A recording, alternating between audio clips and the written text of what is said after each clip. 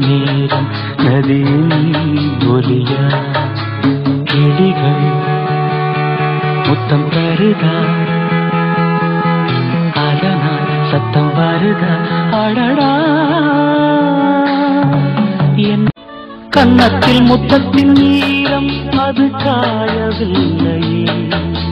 கண்களில் ஏன் அந்த கண்ணீர் அது யாராலே